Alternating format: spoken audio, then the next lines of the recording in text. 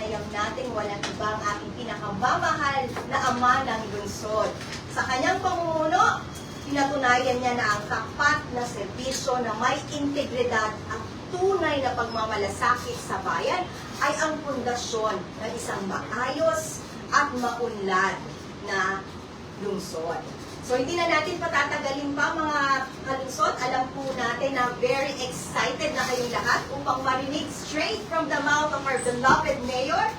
I-welcome po natin ang ama ng lungsod, Dagawad Trabahoman Mayor Josel James Violago.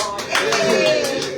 Good morning, Mayor! Isang mapagpalang umaga po sa ating lahat sa lahat po ng tagapag-iinit sa lahat po ng sa Nationality.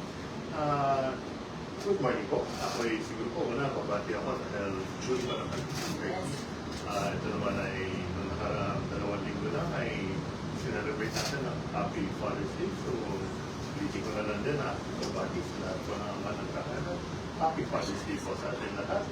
At syempre po, sabi nga, enjoy natin ang araw ng June natin na sa isang taon naman ay sumbuan namin sa tatay at yung isa ay kay nanay. At syempre ngayon din ay sineselebrate din po natin ang Happy Pride Month. Inaanyayahan po natin ang lahat na maki-isa sa celebration po na gaganapin po sa ating lungsod ngayong araw na ito. Para po sa detalye, yan po ay nasa Facebook page po na PIO. Muli po isang mapagpalang umaga po sa ating lahat. Thank you so much, Mayor. So muli, ang aming pagbati sa mga ama ng tahanan. Ayan. Mayor, very excited po kami kasi alam po namin na itong araw na ito ay yung pagbabalik tanong natin sa ating isang taon ng inyong administrasyon. So gusto po namin malaman yung journey ng Lungsod Pag-asa. So sir, tatanong po namin, kung babalikan niyo po ang San Jose a year ago, ano po ang tingin niyo sa San Jose? Siguro kasi ang malino doon, nung tayo ay nag-assume ng ating opisina ng June 30, 2025, siyempre marami tayong realization na nakita kung ano yung mga dapat natin tugunan sa ating lungsod.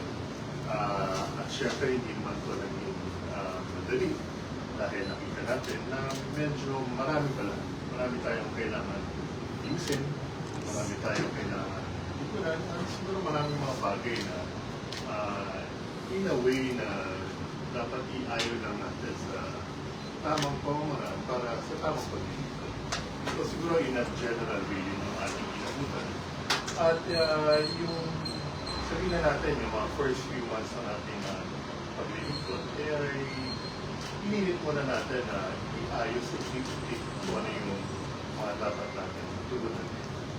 At syempre tayo din naman sa ating pag-assume ng office ng June 30 ay hindi naman nawawala sa ating isipan kung ano rin natin sa ating mga kababayan ng mga kataporma na ating pinitiwan sa kanila.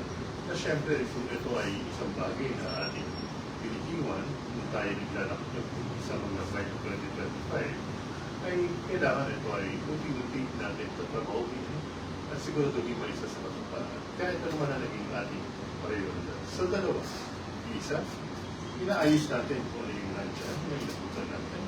At yung pangalawa, siguro gawin natin kung ano yung mga tinatag natin na inaasahan natin mga kababayan nang tayo binigyan nila ng pagtitiwala na may isa sa katuparan natin. Dito siguro run-out ko na lang ng mga bigisan. Alam ko naman tulad din. For example, ito sa pinakamalaki na naging inaasahan dyan ay yung suporta sa mga senior citizens. Kaya pagamat noong 2025, wala naman tayo nagulat ng budget para dyan na talaga naka-allocate para sa suporta sa senior citizens, maliban doon sa national. Pero nga maliit na inabutan. Hinanapan natin sa kawani ng city budget na magawa ng paraan para makapag-realign ng budget para sa suporta sa senior citizens. Kaya naman, kahit pa paano, maunang buwan, nakapag-umpisa na tayo. Ito naman ay naisagawa natin sa pamamagitan ng sabihin natin tamang prioridad na yung mga bagay na maaari naman ipagpaliban o hindi naman na kailangan gawin para lilipat natin yung pondo para may isa kapusaran ng tao. Again, inaasahan kasi yan ng ating mga senior citizens. Dahil alam naman natin na ang pagtugon sa pangailangan natin senior citizens ay isang pagtanaw yan, pagkalingat sa kanila, pagtanaw ng utang na loob sa kanila, binigay na servisyo, pagmamahal sa ating puso, at ang pagkalinga sa kanila ay hindi lang pagkalinga sa kanila, kundi pagkalinga sa kanila buong pamilya. Dahil kung nag-senior na, natural pa sabihin na natin mga pangangailangan at kung sila naman ay hindi na nagtatrabaho, siyempre sila ay umaasa po na yung paminan. At ang gusto natin kikita na dito sa lungsod ng Sunset ay hindi sila mapapabayaan. Kaya naman nung pumasok din naman ang budgeting ng 2026, tayo nakapag-allocate na bagamat hindi natin na i-allocate ito para sa kalahatan na maging buwan-buwan agad. Kasi kung matatandaan naman natin, ang programang yan, kung dinalatag natin nung tayo ay pumalaot sa kampanya, ay sana nagtatuong tayo ng ating Congresswoman Bibi Pilato na kung parehas tayo na binigyan ng pagkakataon na magkasabay ng lingkod na pagtutulungan na ito para pag-distrito yung para sa senior citizens. Pero dahil ito ay nalimitahan sa NGU, so tayo kung ano yung available na kaya natin for natin. Ang na-allocate natin dyan ay 5,000 na slots para sa senior citizens. Kaya ito yung umiikot yung pangalan. Originally, ang original na bilang talaga ng seniors ay nung bago tayo naupo ay parang nasa 8,000 lang dapat. Pero nung tinatali na, nung talaga linalahat na siguraduhin na walang may iwanan, ay parang umaabot tayo sa mga 14,000 plus. So maliban pa dito yung binibigyan ng suporta ng national government. So ito yung mga 80 and up yata ko doon nagkakamali. Yes, ako. So basically, 5,000 na yun, pinapaikot natin para siguraduhin na lahat magkakaroon, mabibigyan. Yes. At ito namang 14,000 na ito ay naikutan na, na isa katuparan na, tuloy-tuloy na isa sa gawa. Buwan-buwan, tuloy-tuloy lang, iikot na yan. Bagamat may mga siguro konting problema doon sa validation at confirmation or minsan parang may mga nadodoble siguro yung pangalan ng mga seniors o may mga nasa listahan na wala na pala dito sa San Jose. So yan, unti-unti rin tinatama ng ating opisina ng OSCA at syempre ng CSWDO. So yun yung una, yung sa senior citizens. Yung pangalawa, na buo naman na naisa katuparan natin, dati partial, nabigyan natin yung scholars, pero this year, yung buong kinumit natin na 3,000 ay na-deliver naman natin yan. Ngayon nga, kung doon nagkakamali, meron na tayong mag-graduate na parang nasa 400 plus. So, again, mapapalitan yung pangalan ng 400 plus yun. Pero buo pa rin yung bilang na 3,000 yun. Ang nais naman kasi natin, siguraduhin lang na ang ating mga kabataan na nag-aaral ay tuloy-tuloy na makakapag-aral matatapos ang kanilang kurso at maabot ang kanilang pangarap. Kaya nga tayo lungsod pag-asa, di ba? Yes, Dahil ang nais natin, dito sa ating lungsod, kaya natin sabihin ng ating mga kabataan, kaya nilang matupad ang kanilang pangarap dito sa ating lungsod. Pagamat siguro nakikita natin, baka yung 3,000 kulang pa. So titignan natin sa mga susunod na taon, kung tayo makakalap ng karagdagang pondo, baka ito palawakin pa natin. Yes. Pero siguro ang mas mahalaga rito, yung second wave ng scholarship na hindi lang yung per sem na kahit anong kurso, kung hindi yung mga targeted na kurso na tulad ng nursing at iba pa na baka pwede nating supportahan eventually ng buuan. Wow. So ibig sabihin, full scholarship, Mayor? yun sana yung target natin, tsaka yung mga magdudoktor para at least ang konsepto naman na yun ay kung ilang taon sila naging scholars, kailangan nandito sila mag-practice sa lungsod ng San Jose para naman ibalik yung serbisyo sa ating lungsod. So yan yung susunod na isusulong natin sa Sangguniang Panglungsod moving forward. So yun yung sa scholars. Yung pangatlo, syempre yung sa zero billing ng hospital. Ito naman ay July pa lang ay naisakatuparan na. True. Higit kung di tayo nagkakamali, higit 25,000 na ang nabigyan ng suporta ng zero billing ng ating ospital ng lungsod ng San Jose. Ito mahalaga sa inyong lingkod at mahalaga sa ating mga kababayan dahil alam naman natin na kapag tayo ay na ospital, ano yan financially, ibig sabihin burden yan. Burdensome, opo. Burdensome yan. Hindi lang doon sa na-hospital, kundi sa kanilang buong pamilya. Pamilya. Kaya sa pamamagitan ng zero billing, kapag sila ay kailangan talagang pumunta sa hospital, hindi sila nangangamba na malaki yung kanilang kailangan maging gastusin. Or matakot magpa-doktor. Matakot magpa-doktor, totally, dahil nga sa laki ng gastos. Opo. So, dito naman, wala ka nang babayaran sa hospitalization fee, sa laboratory, sa gamot habang naka-confine ka, at sa mga doktor, professional fee. Pati kahit nga yung pati nga yung masisaryan ka sa panganak, kay covered yan, zero billing ng hospital ng lungsod ng San Jose. And again, nasa 25,000 higit na pasyente ang naserbisyuhan ng OLSG. Ngayon, ito lang syempre, may kaakibat na, na sabihin na natin parang qualifier. Kailangan tiga-lungsod ka na San Jose.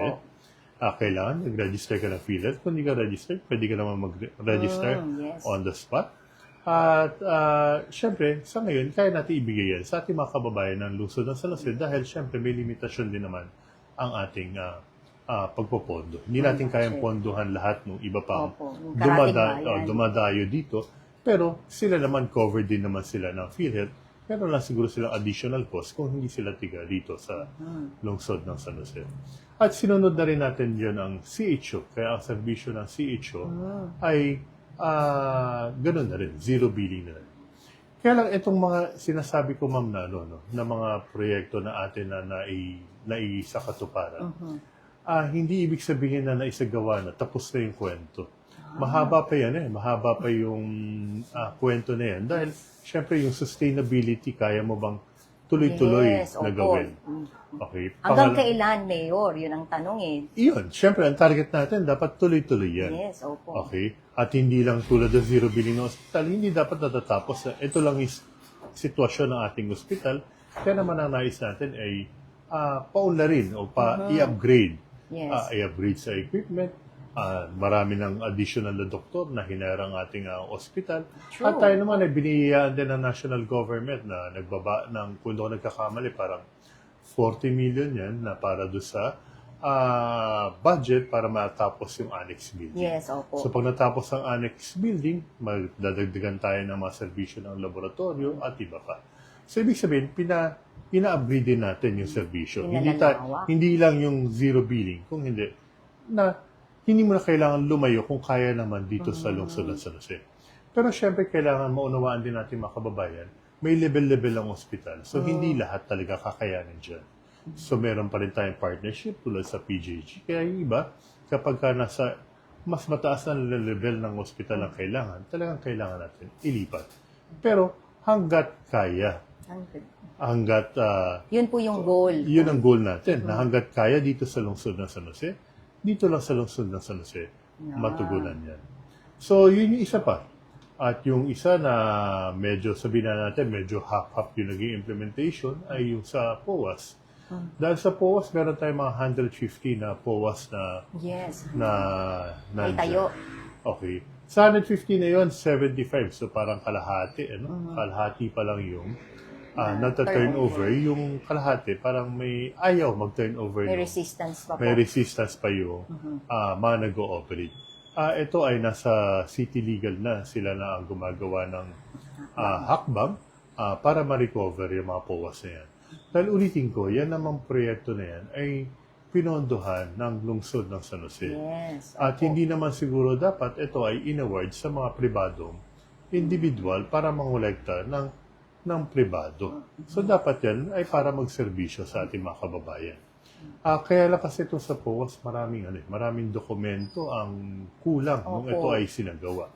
Mula sa mga permit nung ito ay itinayo, mula doon sa mga clearances, sa mga tamang departamento ng national government at iba pa. Yan ay unti-unti inaayos natin. At syempre, mula doon sa sistema ng koleksyon nung bayad para dyan. Pero doon sa 75 na na-turn over na sa atin, na-implement na natin yung kinumit natin na 10 cubic meter na libreng Yes, tubig. opo. Totoo. Kaya lang, again, dapat maunawaan din natin mga kababayan, syempre, minsan pagka nagka-problema yung POAS, ang binabalikan na kung sino na yung existing na nag-ooperate, which is Apo. ang lokal na pamahalaan. Mhm. Dito kasi, ang mga discovery kasi natin dito, una, meron yung lalim ng drilling, parang hindi nasunod yung dapat. Opo. So, ito kailangan i-correct moving forward.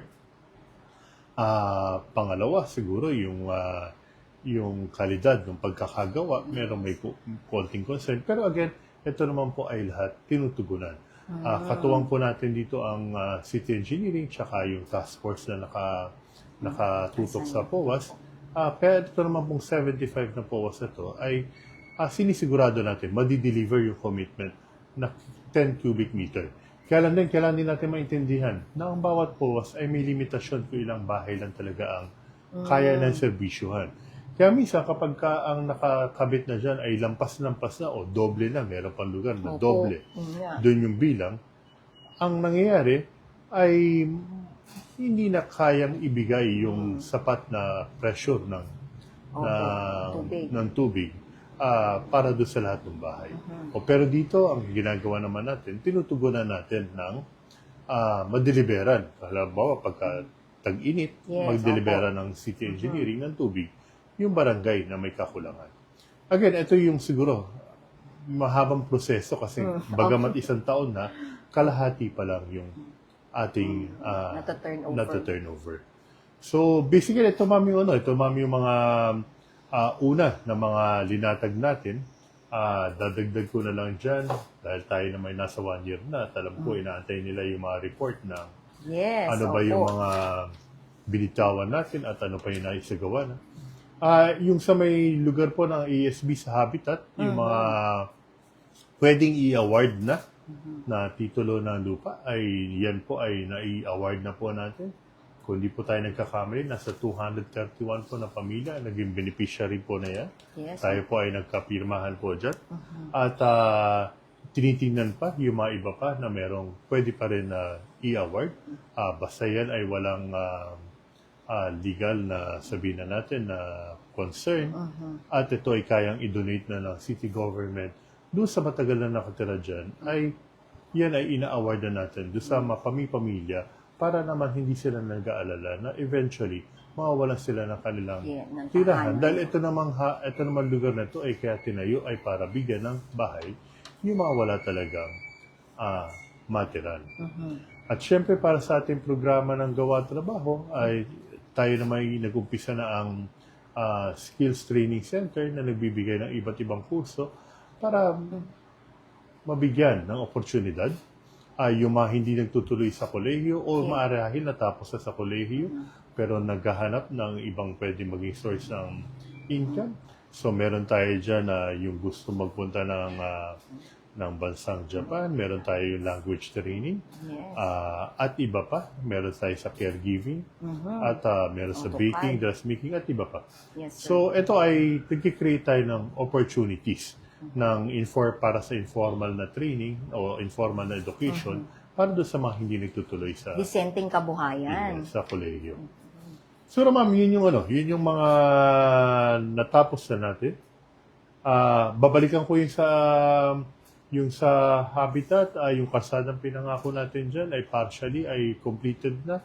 Allocated natin ng kadagdagang budget, yung kadugtong nun, para yan ay talagang maidugtong dire-diretso hanggang sa kanila. Dahil napakaraming pamilya ang nakatira dyan. Yung libreng pangkisa ng tricycle, ayan Yes, ay opo. naipasa na sa sanggunian na hanggang... Ilang taon po, Mayor? Hanggang ano yan, ang pwede kasi nating iyan na dyan is hanggang dulo ng isang termino. So parang December ng 2028 po yata yan, na yan ay libre. 3 Tapos years. i-renew lang ulit yan, yung ordinansa para magtuloy-tuloy. At para naman sa ating namang business licensing, noong nakaraang taon tayo may mga 4,800 na mahigit na business establishment na nakarehistro. Ngayon ay nasa 5,286 na tayo ngayon. So ibig sabihin marami naman na Bagong nadadagdag. business. Opo. Okay. Pero siguro ang mas mahalaga yung sinusulong natin sa Sangguniang Panglungsod na yung mga sari-sari store na 10 square meter lang naman ang laki ay mabigyan na ng libreng Permit. business permit, registration na lang yung kanilang tutugunan. So para hindi naman sila nag-aalala na ito naman ay sa liit ng kanilang pwesto Hanapbuhay, opo. at ng hanap buhay ay meron pang malaking permit po na kailangan na bayaran. So naman, ayun, pabilis lang na pinasadahan natin yung iba. Kung may nakalimutan ako man, paalala mo na lang. Oh, sir, kasi may nagtatanong, very excited po yung mga kababayan natin tungkol dun sa ating Super RHU at siya syempre yung sa dialysis center. Pwede niyo po bang ipaalam sa ating mga kalunsod kung ano po ang plano tungkol dito? Ngayon kasi, maliban doon sa Super RHU, pinondohan din natin yung renovation, rehabilitation ng mga iba't ibang RHU tulad ng nasa Santo Niño Primero, no, nasa Kita-Kita at Listina. So, ang nais natin is i-upgrade lahat ng RHU. Yung upper kasi, nandyan yung pinakamalaking populasyon, and yet napakaliit ng RHU na nandyan sa may St. Cecilia yata yan. So, ang target natin, i-decongest ang CHO. Dahil ang compound naman ng CHO ay kahati niya ang OLSG. Opo. So, ibig sabihin, para kung ma-decongest natin ang CHO, luluwag naman yung lugar din ng OLSG. So, ibig sabihin, nais natin na yung basic services ng outpatient ang City Health, di ba? Opo. Karamihan dyan. So, gusto natin mas ilapit sa bawat barangay. So, yung Super RHU, ang target natin dyan, syempre, na kompletohin yung serbisyo sa labas ng CHO para hindi na kailangan pumunta pa ng ating mga kababayan sa CHO. Kung ano yung mas malapit sa kanilang RHU, at ito ay Super RHU, ay dito na nila makuha yung serbisyo na kailangan nila. At ang target natin dyan, makompleto rin ang equipment. Kung may kailangan laboratory, makompleto ang laboratory. At syempre, kung kailangan ng doktor, malagay yung tamang doktor para sa bawat RHU na mag-ooperate dito sa ating lungsod. Yung sa dialysis, ito ay moving forward, alam naman natin na ang dialysis ay isa sa pinakamalaki sabihin na natin na sakit na nagiging burden. Totoo po. Dahil parang minsan for life na yan. Yes, opo. Diba? For life na yan. Kaya pagka nagkaroon ng problema sa bato, ang isa nating kababayan, at talagang yung kinikita nila halos doon na napupunta sa pagdadialysis. So may mga nag-offer sa atin na in-assess natin na mga private na institution na mapoprovide to, again, in partnership with private and PhilHealth, na libre yung dialysis. Kaya libre po.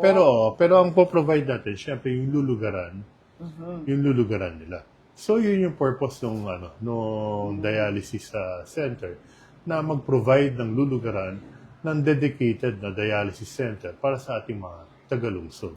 So, para lahat ng mga magpapadialysis, wala na silang babayaran doon sa pagpapadialysis nila. Okay, at hindi na rin nila kailangan lumayo at hindi nila kailangan financially maburden sila. Itong mga private public partnership, syempre ito is dadaan naman niya sa approval ng sanggunian. Meron pa mga ibang mga available dyan. Tulad ng, for example, bagamat tuloy-tuloy naman tuloy-tuloy naman yung pagpa-approve natin ng bakuna para sa anti-rabies. Okay. Pero for whatever reason, parang may mga nababasa pa rin tayo na sa mga social media na mga concerns na minsan wala yung gamot sa atin. Ito kasi yung mahabang proseso di ba? Dahil nga syempre inabutan na natin ito na yung struktura. So kung paano yung monitoring, maintenance ng inventory na yan, syempre existing na yan. At kung nadidelay yung procurement at dahil may proseso yan, syempre hindi naman pwedeng ma-delay yung pagtugon, lalo na kung yan ay bakuna sa anti-rabies, lalo na kung yan ay emergency. Correct, emergency cases. So tulad yan, meron din na iba na namang private din na nag-offer na parang bike center naman. Ganon din. In principle, private yung mag-ooperate, po-provide ng city ang lugar, pero lahat ng Services. magpapabakuna at saka ang target dito 24/7 na mag-ooperate ay pwede siyang magpaano. Pero ito is under review pa. Under review. Okay, so rini-review natin. So tinitingnan natin na mabawasan din yung burden ng budget burden ng city sa ibang services na pwede naman natin ipasok sa public-private partnership. Siguro mahalaga lang naman dito yung tiwala sa isa't isa Yes, opo. nung pribadong sektor sa lokal na pamahalaan na magiging patas ang ating sistema sa pagpapatupad ng bawat proyekto na dadalhin nila dito sa ating lungsod. Opo. Mutual trust, di ba, Mayor? Yes, yun naman siguro ang mahalaga doon. Siguraduhin na kung ano man yung serbisyo, tulong na may dadala nila, tunay na makakarating nang sabihin na natin na wala na mahabang concern pa sa ating mga kababayan. Yes, salamat po, Mayor. So, meron din po tayong magandang balita na natanggap kasi narinig natin sa sa radyo natin din, saka dun sa flag raising ceremony, yung excited yung mga kababayan natin when it comes to syempre yung mga bagong pasilidad, lalo na yung mga equipments na matatanggap ng ating gobyerno, Mayor. Gusto po naming malaman paano po naging posible ito at ano po yung mga bagay na meron ngayon ang gobyerno. Ito naman ay ito is in partnership. Ito ay yung budget na pinanggalingan na to ay sa budget ng LDRRMO, okay, ng RIS. So, ibig sabihin, ang equipment na to ay naka-design para tugunan ang ating pagmamanage ng risk sa ating lungsod. Siyempre, katuwang dyan yung city engineering. Kasi sila nagmamanage ng mga baha, Yes, na mga opo. daluyan ng tubig at iba pa. Daloy. Ito isa sa siguro pag binalikan natin yung inabutan natin way back na June 30 ng 2025. Isa kasi sa nakita natin na yung city engineering natin during that time, parang karamihan yata nung equipment ay parang Outdated. hindi naman. Ito ay oo, maraming kailangan ng palitan, maraming kailangan i-upgrade, pero ang impresyon na atin nakuha during that time ay parang mas marami yata ang ginagamit to sa pribado. Either pinaupahan sa pribado at iba pa. Hindi naman kasi ako sa akin, dahil tayo naman nasa serbisyo publiko, dahil ito naman ay mga pondo ng gobyerno, ng lungsod, hindi naman dapat siguro ang prioridad ay tayo ay magpunda ng mga equipment para tugunan yung mga pribado na inisyatibo. Pagamat, syempre tayo pwede naman umalalay sa private sector, pero meron din naman mga pribadong kumpanya na talagang dapat tumugon. Ano ba? Kung magpapatambak, magpapagrader, magpapabulldozer sila, magpapabako, may mga pribado naman na contractor na pwedeng tumugon dyan. Kaya lang, bakit city engineering ang gumagawa? Syempre, parang usap-usapan nun. Ayoko na lang pahabain pa. Na ang nangyari ay parang babayaran ng ilang oras pero mas mahaba yung actual na tinatrabaho for whatever reason. Ayoko nang balikan yun at masalimuot na naging usapan. Kaya siguro naging direksyon lang natin. Simple lang na ang ating city engineering dapat nandyan yan para tugunan yung pangangailangan ng ating mga kababayan para pagserbisyuhan yung mga pangangailangan ng bawat barangay. Yes. Kaya kung mapapansin natin, saan ba nakatugon ang mga equipments natin? Yan ay nakatugon sa ma-regrabeling na mga kalsada, pagdidisilt ng mga daluyan ng tubig, at iba pa. So, tulad ito, itong darating na mga equipments na pinondohan ng LDRRMO, ito ay para tugunan yung mga concern natin sa mga risk management ng ating lungsod, katuwang city engineering. And at the same time, may allocate na rin natin, dahil ito ay darating, makakapag-allocate na tayo ng ibang gamit ng city engineering, papunta naman sa Senlo para naman sa karagdagan na truck ng basura na kailangan naman nila para sa pangolekta ng basura dahil marami rin sa ating mga truck ng basura hindi na gumagana at nabawasan na yung dami nila. So ito na yung panahon para ito ay mapalitan. Again, mahabang proseso kasi tulad yan, June na. Yan ay kung hindi ko nagkakamali, linatag natin ang procurement na yan ay parang nag-umpisa last year pa. Opo. So ibig sabihin parang umabot tayo ng 6 na buwan bago yan na maisa Hindi posible, katuparan. opo. So, yun din ang siguro learning natin itong unang taon. Kailangan mas mahaba yung foresight. Ibig sabihin, mas mahaba kung ano yung kailangan. Thinking ahead. Oo, kailangan mas mahaba yung ano. Dahil hindi pwedeng tutugunan mo kung ano lang yung nasa harapan mo na. Dapat bago pa maging problema yung nasa harapan mo, nakita mo na ito ay kailangan mong tugunan. Kasi nga yung proseso ng gobyerno, yung compliance na yan, yung procurement laws na yan, yung mga bidding na dinadaanan na yan at iba pa, mahaba siya. Matagal na proseso at hindi agad-agad. Kung kailangan mo yan, nandyan niya yun. So, yun siguro. At siguro dito pumapasok, kaya nga natin kinuha na consultant sa urban planning ang Palafox. Siyempre, ako ang background ko sa engineering. Hindi naman ako architecto. Okay.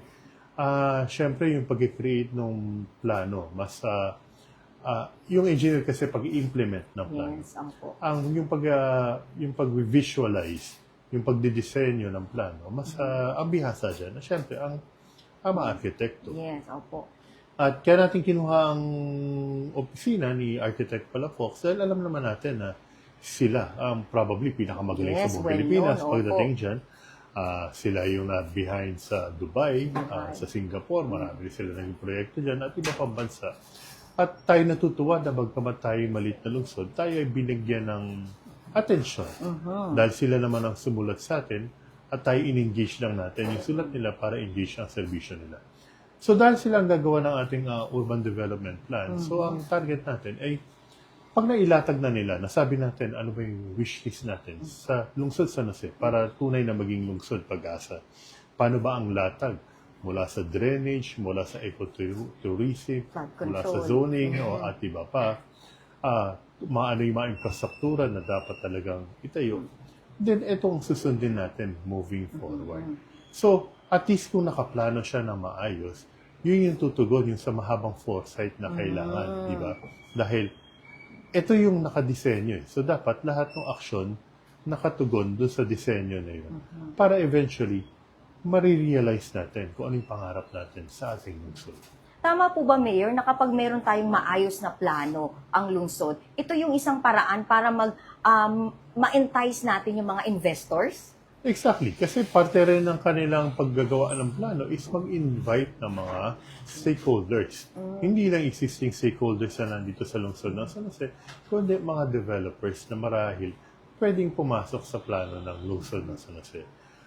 Siguro isa yan sa siguro isa sa mga nailatag natin na medyo nahirapan tayo implement dahil hindi naman tayo ang sabihin na natin ang proponent ng project, which is yung pagpapaumpisa sana na pumasok na yung finally yung SM dito sa ating Yes, Mayor. Opo. sa ating lungsod dahil meron naman na silang lupa dito.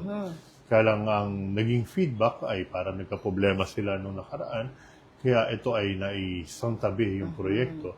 At syempre, kung tulad ng sa malaking kumpanya, may mga naka-line up na proyekto yan. Kumbaga, kung nawala tayo sa pila, ang tanong, paano tayo mababalik doon sa pila? So yan, tinatrabaho natin. And hopefully, dahil merong paglumatag na maayos ang plano ng ating lungsod, makikita na mas malalaking investors na dito ka mag-invest kasi dito nakaayos yung kanilang urban planning. Ano ba yung saan nila dadalhin yung lungsod moving forward. Hindi siya yung kung ano lang yung gusto mong gawin niya yun, pero kung ano yung vision mo sa maraming taon. At hindi siya limitado sa isang leader. Kung hindi, dapat ito generational. Yes, Kaya nga ito ay, kumbaga, legacy project, na hindi ito natatapos, nag-uumpisa sa iyo, natatapos sa iyo. So dapat, hanggat sa mga susunod na leaders, ito ay masusundan at magiging challenge sa kanila na ito ay dito ka nag-umpisa, dapat dalhin mo sa susunod na level ang ating Yes, higher lungsod. level. Okay. Salamat. Nakakatuwa kasi meron talagang yung wisdom ninyo, Mayor, talagang nandun. Kasi nakikita namin hanggang dito pa lang, kayo nandun na po sa future. So, salamat for that kind of thinking para sa lahat ng ating kababayan. Sisa pa, Mayor, kasi sinasabi nyo, di ba, yung you are big on yung mga thinking ahead. So, ngayon po, ang tanong po natin, yung sa ating mga kabataan, kasi lagi nyo naririnig ko sa mga speech ninyo, sabi nyo, hindi, yung infrastructures, yung mga tinatayo natin, secondary lang eh. Pero ang sabi nyo, ang dapat pinagmumulan nito, yung character formation. Bakit po? What are your thoughts about it? Bakit ito yung sinasabi nyo paulit-ulit sa ating mga kabataan? Siguro kasi ang ano dyan ang pinaka bottom line kasi dyan, ang pundasyon, ang pinakamahalagang resource ng kahit isang bayan, isang lungsod, syempre ang di ba? Character. Ang citizens, Pagkatao. ang mga tao, mamamayan. So, kung titignan natin, halimbawa, sa ibang lugar na pag maunlad, makikita natin may disiplina, mga tipong gano'n. For example, ito na lang, very direct example. Tayo, nag-ooperate tayo halos dire-diretso para sa Oplan Daloy. Yes, opo. Naglilinis tayo ng ating mga waterways. Pero makikita natin, Kakalinis lang. kakalinis lang, marami na namang Basura. basura na nakakalat. So, ano kasi yan disiplina yan Ibig sabihin, syempre siguro kung sa mga later, older generations, medyo mahirap na baguhin yung habit, mas madaling baguhin sa kabataan dahil sila naman yung susunod na na henerasyon. Hindi kasi matatapos yung problema pag paulit-ulit lang Pag pabalik-balik tayo dun sa yun na nga, pag nawawala yung ating pagmamalasakit sa Yun, pagmamalasakit. sa kalikasan. So kailangan yung pundasyon ilatag natin sa kabataan.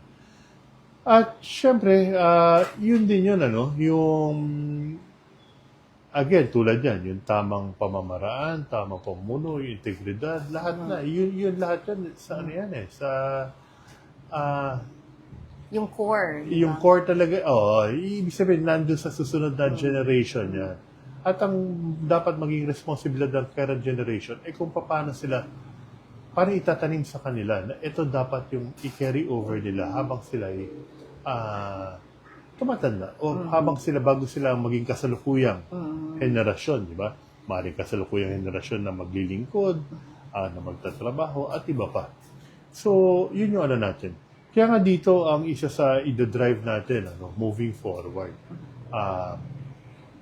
yung value formation Yes. sa ating mga paaralan. So, tinitingnan natin kung paano natin i-engage. Meron na tayong programa na nilalatag dito, yung information drive na pangungunahan ng CSWDO na inaano natin na yung value formation para sa ating mga kabataan moving forward. Pero kailangan yan tuloy-tuloy Okay? So, yun yung siguro isang challenge natin. Para at least sa henerasyon nila, makita nila na ano yung kahalagahan ng tamang values, di ba? Opo.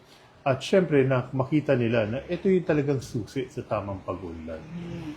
Pero minsan, pagka tayo sabihin na natin, minsan nababash sa social media, minsan pagka nagpapairal ng patakaran ng ating mga kawaninang lungsod ng San Jose. Sana panawagan na sa ating mga kababayan, ito naman mga kawaninang mga lungsod ng San Jose, sumusunod lang doon sa may hindi nga yan lokal na lokal na inisyatibo. Ito ay kumbaga national level. So ibig sabihin na kailangan lang natin ipatupad. Dapat lang maunawaan natin na hindi naman sa lahat ng bagay ay discretionary na. Kung gusto mo, pwede. Kung ayaw mo, hindi pwede. So syempre, babalansin natin kasi meron yung gusto ng isa, baka ayaw ng isa. So paano mong babalansin? Natural, kung ano lang yung umiiral na either patakaran, batas, ordinansa, o national na batas. So siguro yun lang pag-unawa. At ako rin naman, panawagan ko naman, lagi ko naman pinapaalala sa lahat ng mga nagpapairal na kawani ng lokal na pamahalaan, lalo na pagdating sa pagpapairal ng disiplina, na kailangan may kaakibat lagi na respeto. Okay? So, ibig sabihin na may respeto, may paggalang sa mamamayan kung Yes, ito man ay i-implement. Hindi po pwedeng parang ang dating ay diktador ka na basta Sundin kayo, gano'n. sundin lang, di ba? O, kailangan kasi malinaw din bakit pinapatupad ang isang bagay para din naman maunawaan natin mga kababayan na ito'y para sa kabubuti ng lahat. Hindi naman to personal na discretion. At siguro, isa rin panawagan sa lahat sa atin na nasa pamahalaan na kailangan tayo mismo sa sarili natin. Kailangan nasa tamang ehemplo tayo. Yes. Ibig sabihin, kung ito'y pinatutupad natin, dapat tayo ay sumusunod. Walang pinagkaiba yan sa pila. Kung sinabi mong pumila sila, dapat kung may pila, pipila ka rin. Pipila. Ganun lang naman kasimple. So, So siguro yan yung pinaka-simpleng wisdom na gusto natin na makilala yung ating administrasyon na pag tayo nagpairal ng isang bagay, hindi to personal, hindi to discretion, kung hindi gusto natin patas, gusto natin fair, at gusto lang natin ipatupad kung ano yung dapat talagang ipatupad. Pero at the same time naman na sinisigurado natin na may respeto yan at aalalayan naman natin ating mga kababayan kung ito'y makaka-affect sa kanila. so sa Makatuwid Mayor, yan ang description ng good governance. Yan nga po. So Mayor, sa isang taon na nakalipas, nang ipakilala po ninyo ang katagang Lungsod Pag-asa. So, ano po naman ngayon ang masasabi nyo sa ano ang Lungsod Pag-asa ngayon na nasa isang taon na po tayo ng inyong administrasyon? Ito kasi, mama ako tingin ko kasi mahaba pa yung ating paglalakbay. Pero ang mahalaga siguro ay patuloy tayo na susulong. At siguro ang isa rin panawagan dyan sa ating pagsulong, hindi naman po pwede kasing ikaw lang, isa ka lang, isang grupo ka lang, dapat lahat tayo. Sama-sama tayo sa pagsulong. Siguro isa na rin yan sa bukas na panawagan. Ako kasi parang napapansin ko sa politika, wag naman mamasamain ng iba, kaya lang pag sa politika, parang ang laging na iniintindi yata ng politiko ay yung susunod lagi na Election. na halalan Nakalimutan na sa pagitan o sa mahabang panahon na yon, sa pagitan na yun, kailangan yung paglilingkod. Sa trabaho. Diba? Hindi yung ingay ng politika. Yes. Dahil yun siguro doon tayo bumabalik, di ba, yung sa mentalidad na sinasabi na talangka mentality na ayaw mong may umangat kasi nga gusto mo lahat kayo nasa Baba. baba. Hindi kasi magiging susi sa ating pag-unlad yun Kaya naman tayo, kahit nga anong kulay, sa politika, basta pagdating sa pagsaservisyo, lahat yan dapat maservisyohan. Wala tayong pinipili pagdating sa ganyan. Sinisigurado natin lahat dapat patas na mapaglilingkuran. So siguro yun ang panawagan sa lahat Na kung hindi naman panahon ng politika, itabi natin yung politika. Iligay natin sa tamang trabaho na paglilingkod dahil yun yung mas kailangan ng ating mga kababayan. Napakaraming problema ng ating napakaraming problema ng ating bansa, Lungsod, kahit opo. ng ating lungsod, napakaraming dapat tugunan. Ngayon, kung mauubos tayo sa ingay ng politika, then yung energy sayang. Imbis na sama-sama tayo sumulong pasulong, Yes. ay nangyayari, nagbabatakan, Pababa. paurong. Paurong. So, yun siguro yung simpleng panawagan. Ngayon tayo naman nakikinig sa lehitimo na sabihin natin, suhesyon, kritisismo. Wala namang problema po yun. Bukas po ang ating opisina, bukas ang inyong lingkod para pakinggan yan. Pero at the end of the day, syempre, binabalansin natin ano ba yung talagang tamang tugon, patas na tugon, at syempre, ano yung naayon din sa ulitin ko, whether lokal na ordinansa o nasyonal na batas. Ano naman yung dapat talaga na ipairal lang. Dahil sa ating tingin, hindi kasi po pwedeng iba yung umiiral na patakaran para sa isa, iba yung umiiral para sa iba. Dapat pare-parehas, patas lang sa lahat. Amen. Thank you, Mayor. At syempre, ma'am, sabi nga, kung tayo lungsod pag-asa, then, again, dapat yung pagiging fair sa lahat, patas na pagkakataon, dapat Yes. nandyan. Opo, dapat puno talaga ng pag-asa na we look forward na lahat tayo sama-samang aangat. Diba? Naaangat, di ba? Opo. At siguro kung meron mang halimbawa, ako rin, simple lang naman yan. Halimbawa, nakikita mo yung yung isa, mas naunang umangat ng konti, hindi dapat maging masaya tayo Yes, sa kanya, opo. di ba? O, napanalangin natin, tayo naman yung susunod. Yun na Yes, naman next, sana. next naman kami, Oo, next. hindi yung babatakin natin siya pababa. Dapat lahat tayo aangat. Kasi yun yung susi doon eh. Para tayo umangat bilang lungsod, lahat dapat tayo sama-sama, parehas yung hakbang. Doon pumapasok pa, Mayor, yung sinasabi nating character. 'Di ba? Magiging masaya tayo sa ikauunlad ng bawat isa sa Ng bawat atin. isa. Yung susuportahan yung bawat isa. So Mayor, naintindihan na namin ngayon sa lahat na napag-usapan nating mga proyekto na yung isang taon ng inyong administrasyon ay pundasyon pa lamang. Yes, ma'am. So ano po yung pangako naman na masasabi ninyong tuloy-tuloy ninyong gagawin sa haba ng inyong magiging paglilingkod? Syempre, ma'am, yung basic services ang kaya sabi ko nga, ma'am, hindi naman once na ipatupad yan, hindi natapos kasi ang Yes. kwento doon. Ano yan eh, tuloy-tuloy na kumbaga para ka nakikipag bunuan ng paghahanap ng pondo at iba pa. So, kailangan yung sustainability na siguraduhin natin na masusustain natin yung mga nailatag na.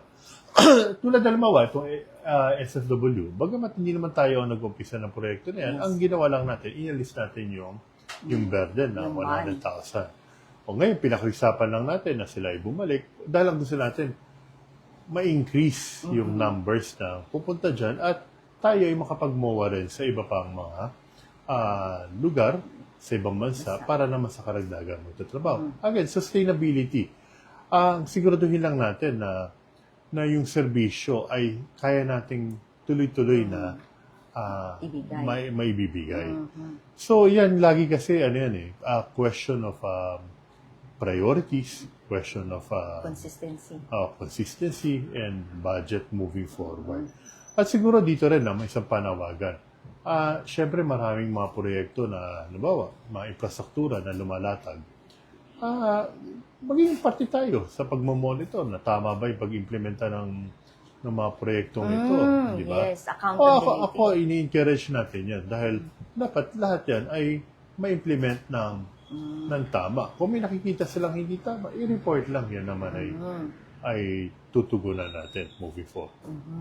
Ay, maganda yun, Mayor, na parang ini-empower nyo yung ating mga kababayan na maging mapagmatsyag dun sa accountability ng budget ng bayan. Diba? Magtumutok sila kung saan talaga napupunta yung budget, di ba po? Para malinaw sa kanila na ito pala yun. Ito yung mga proyekto kung saan na idadala yung pera ng lungsod. Malinaw, di ba po? Very transparent. Yun nga po yung sinasabi na may integridad. Ang masasabing may integridad ang lungsod kapag malinaw sa mga taong bayan kung saan napupunta yung bawat piso ng pera, yung kaban ng bayan. Yes, ma'am. At siguro ito ang titignan natin na katrabaho ang PIO na siguro dapat ito ay maging mas transparent sa pagpapublicize ng mga proyekto para makita nila yung monitoring na tama. Kasi tulad nyo yun, sa DepEd, bagamat ang DepEd ay syempre separate department yan, pero katuwang kasi tayo pagdating doon sa SEF, sa local Yes. school board, tsaka doon sa SEF na budget dahil yung budget na yun ay nanggagaling sa lungsod ng San Jose. Makikita natin napakaraming maintenance, repairs and Yes, maintenance. opo. So, nakikita natin na kailangan siguro ito ay dagdagan ng pondo moving forward dahil syempre ito yung again, babalik tayo, di ba, yung kabataan ng pundasyon. Kung ito yung pasilidad din, hindi problema yan. Okay. And dito kasi makikita rin natin, for whatever reason, may mga iba, mga bago pa yung mga Buildings. yung mga school buildings, pero may mga repairs na ng mga Ang dami, Mayor. electrical, ang dami request Ang ng, dami request. ng electrical, ng kung ano. Yun kasi, again, kung hindi nga kasi siya na-monitor nung in-implement, doon tayo pupunta. At kung tapos naman na kasi yung warranty period na yan, wala na tayong magagawa kung hindi i-repair yan. So ito kailangan pagtulungan natin na kung halimbawa ang isang project ay para sa isang eskwelahan, so bago nila tanggapin yung project na yan, siguraduhin nila na naigawa ng tama yung project na yun. Again, hindi kasi natin maalis maraming minsan maraming loophole yung sistema. Okay, so kailangan lang maging vigilant tayo sa pagbabantay. At siguro share ko na rin, ma'am, moving forward, itong 2027, ay sa tinitignan kasi natin, again, isa sustainability ng project. Yung pangalawa, syempre, kung ilalatag ng ni architect, Palafox. architect Palafox. Pero isa sa siguro sa kailangan natin i-address moving forward is yung programa sa housing. Kasi nakikita natin, marami tayong kababayan na sabihin na natin, hindi conducive yung tinitiran. Of living. Okay. Marami nakatira sa mga hazard zones. So, ito yung isa sa gusto natin pagtunan na itulak talaga yung local housing program natin moving forward at titingnan natin kung saan natin kukunan ng budget dyan. Meron din kasing galing national. Galing national, again, hindi lahat ng proyekto galing national ganun kadali kunin, Opo. Okay. Tsaka implementation, maraming maraming mga pinagdaraanan na minsan doon tayo nahihirapan. So, titignan din natin kung ano naman yung pwede natin gawin sa ating lokal. Okay. Bilang lokal na pamahalan, kung paano matutugunan to. Para hindi naman babaha, problema sila na kailangan evacuate. Although meron tayong paggagawa na parang evacuation support Centers, yes. sa center. Okay, maliban doon sa pinagagawa ng LBR mo na command center nila. Pero syempre, yung kasi after the, paano ba yun?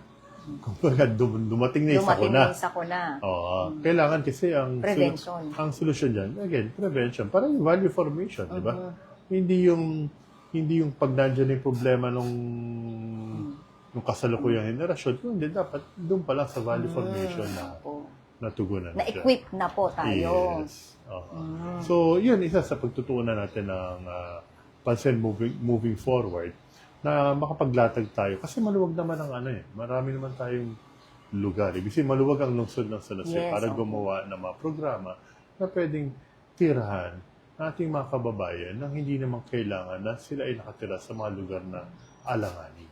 So, ang titignan lang natin yan, again, budget concern yan. Pag-aralan natin kung paano siya pupondohan.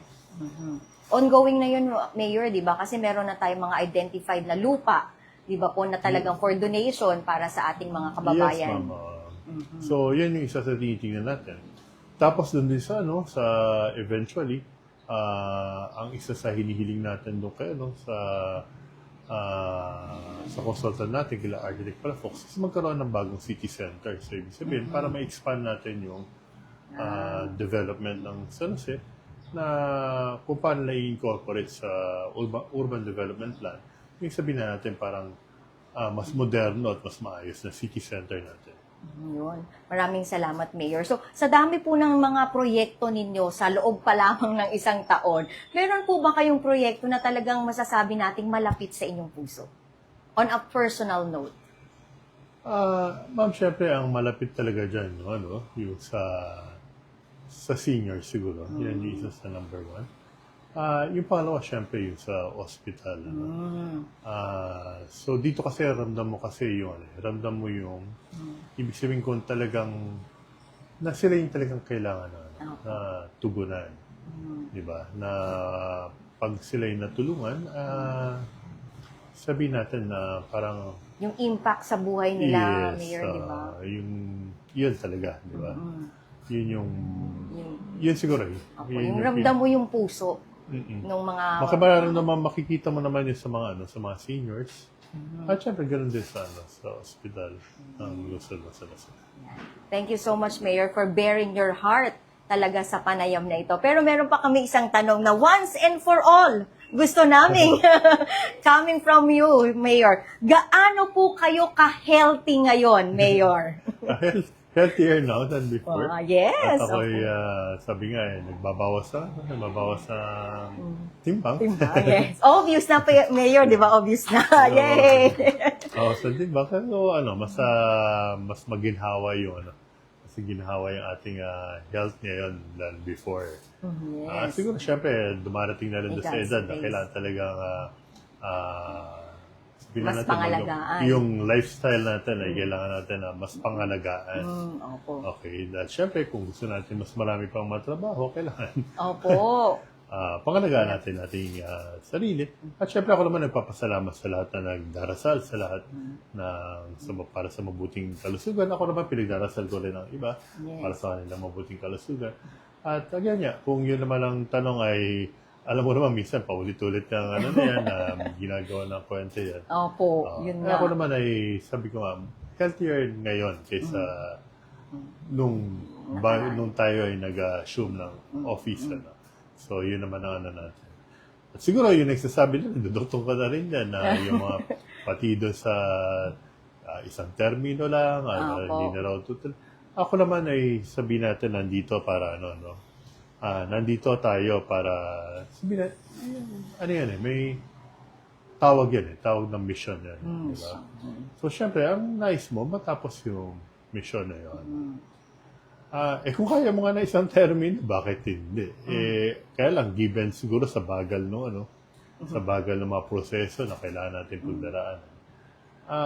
Tingin natin, di kakayanin ng ano yan. Siguro at ang bare minimum, ako naman sinabi ko dati, sana hanggang 2. Para at least sa 2 by that time, pwede na siguro ipasa sa susunod na generation ng leaders. Dalawa Pero lang. pero ang question kasi dyan, sabi ko nga, lahat naman ng bagay, depende sa Panginoon yan kung saan tayo dadalhin. Basta tayo, tutugon lang kung ano yung dapat na tugunan. Kaya nga sa pang-araw-araw, sinisigurado lang natin na hindi nasasayang ang ating oras at panahon.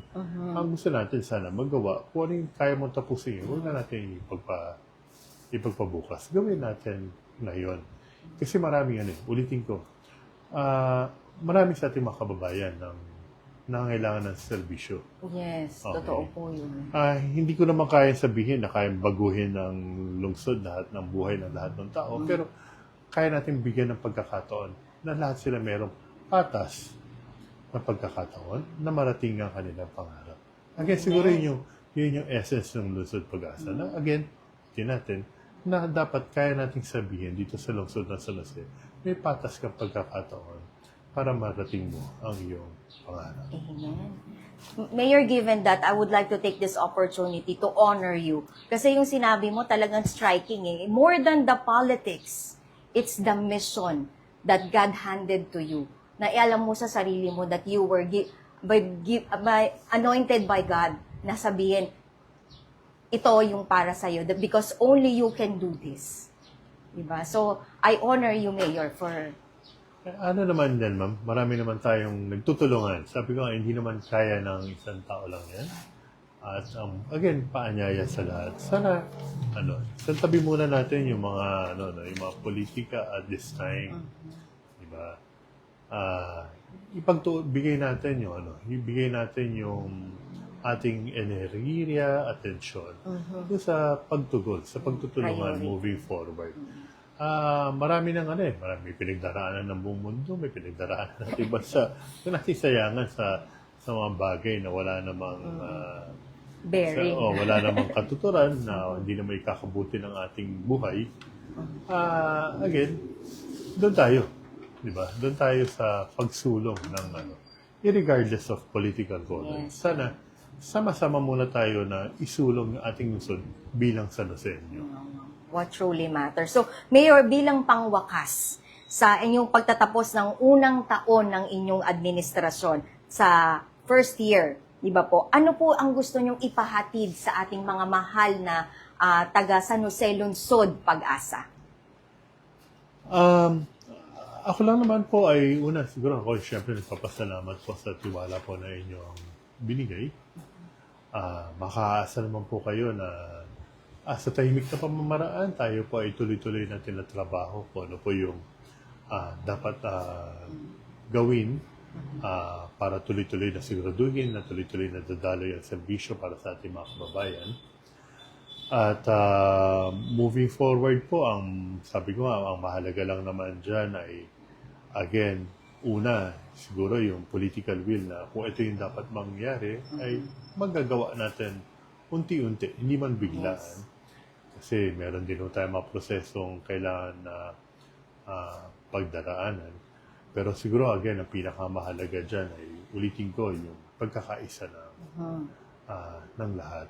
Na, again, kung gusto natin na may angat ang ating pamumuhay dito sa ating lungsod, kailangan sama-sama tayo ng pananaw na talagang kaya natin umunlad na sama-sama dito sa ating lungsod. At yun siguro yung, yun yung pinaka-final na mensahe. At makakaasa po kayo na, again po, sabi ko, ang inyong lingkod naman po, bukas tayo sa suggestion, bukas po tayo sa criticism, wala po tayong problema po dyan. Bagamat hindi ko lang din naman po magagarantiyahan na lahat po ay pwedeng sabihin natin ay matugunan, pero sa abot po ng ating makakaya, kung ano po yung pwede po natin tugunan at maisaayos, iaayos po natin. Yan. Maraming salamat po, Mayor, for giving us this wonderful time na marinig galing sa inyo yung mga lahat ng mga pagsusumikap ninyo para maiangat, mabigyan ng pag-asa ang ating pinakamamahal na lungsod San Jose. So, ayan sa ating mga tagapakinig, sa ating mga kababayan, we are very privilege na meron po tayong isang leader, ama ng lungsod na kung saan yung vision and wisdom niya talagang ibinibigay niya lahat para sa ikauunlad ng ating buhay ng bawat mamamayan ng San Jose.